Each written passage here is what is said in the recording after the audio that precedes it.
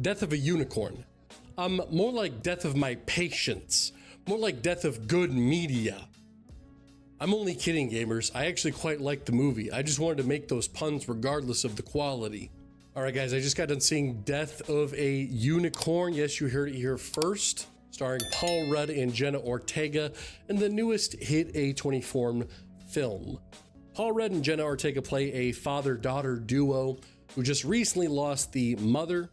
Paul Rudd's character ends up taking Jenna Ortega on this sort of business retreat where he's going out to his boss's place in hopes of a promotion of sorts. But on the way there, they hit a little baby unicorn.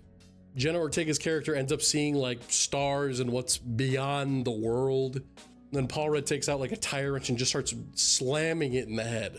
This, of course, then results in those two characters as well as the his boss and the family characters getting into this sort of Tom and Jerry-esque horror chase between the two unicorn parents versus the main people over the death of the baby unicorn. Well, how is the movie? Let me go over some little things first. I will say, in terms of design, I love the way that the unicorns are designed in this movie. It's not like your standard, Barbie-esque unicorn. It's not just a horse with a horn. It's like this horrifying reptilian furry-like beast that just kind of happens to look like a horse and happens to have a horn on its head. I like that. I thought it looked really cool. Anytime that the unicorn was on screen, I'm just trying to gather what the hell I'm looking at, and I really like that. I would hate to be the poor sucker that had to turn this movie into like a trailer, because only by the end of the film was I like, I get it now.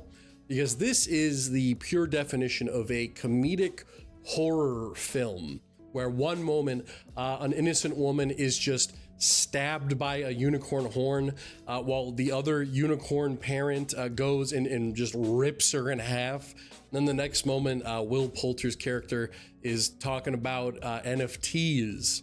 Does comedic horror work? Yes. Does it work here? Kind of. Comedic horror is such a difficult thing to do because you're going to have people on either side saying there wasn't enough comedy or there wasn't enough horror to it. And it's just not often that it's done very well. Take, for example, the pure cinematic classic Bride of Chucky and The Seed of Chucky. It has similar problems where one moment we're, slashing tires, we're stabbing people, and then the next moment Chucky's jerking off. But I would say those films work a little bit more because they've already established themselves as these sort of don't take them too seriously kind of movies.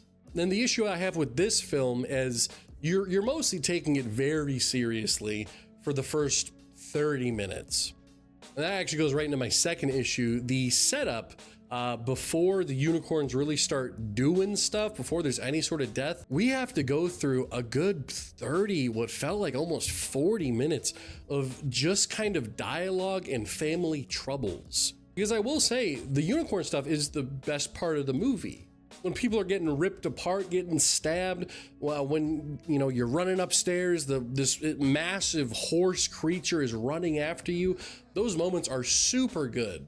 But we focused way too much on the family stuff in the very beginning, where by the end of this film, if you had to ask me how long the movie was, I honestly thought it was about a 2.5 hour film. This is maybe an hour and 40 minutes, but it feels so much longer because of how much time we take on all these things that just don't matter. And the family stuff at the beginning, it's not all that bad. We do have some stuff that's important, like Jenna Ortega's character looks into the history of the legends of unicorns, which sort of gives us an idea on how to beat them. But that stuff only really plays a part at the very final 5 minutes of the movie. So long story short, without spoiling too much, everyone dies except for our main two characters, of course. The family bond is healed, and then they get arrested, because there's a bunch of dead bodies everywhere, and it obviously looks like they did it. And where I think the movie could have just ended there, we have this sort of weird moment where Paul Rudd, Jenna Ortega kind of look at the horses that are now white, by the way. I think it's like a mood ring, they're happy now, so they're white. Because they were black or purplish for most of the film. Anyways, both of them are in a cop car. The unicorns look at the cop car, and then they just kind of murder the cops.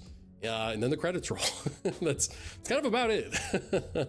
Again, let me reiterate, this is such a fun movie. What a fun concept. A thriller slasher starring these demonic unicorns.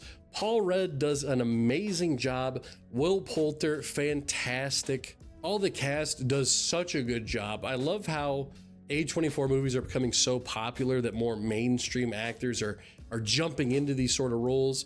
Paul Rudd's always kind of been in the indie scene though, so I can respect it regardless. But outside of that little bit of praise, is it a movie that you should go to the theaters right now to watch? I'm gonna say no, unfortunately. I love myself a good horror movie. I love myself a good comedy, but I think this is one that unfortunately I'm probably gonna forget about in the coming weeks. However, I do think this is something where if you have a subscription service and it pops up one day, absolutely give it a good watch. I don't think it's a bad movie. I don't think it's a mid movie. I think it is above average. I'm gonna give Death of the Unicorn a super solid 6 out of 10. Thank you guys so much for watching. Make sure to catch movie reviews every single week and live streams Wednesday and Friday. I'll see you guys then. Bye-bye.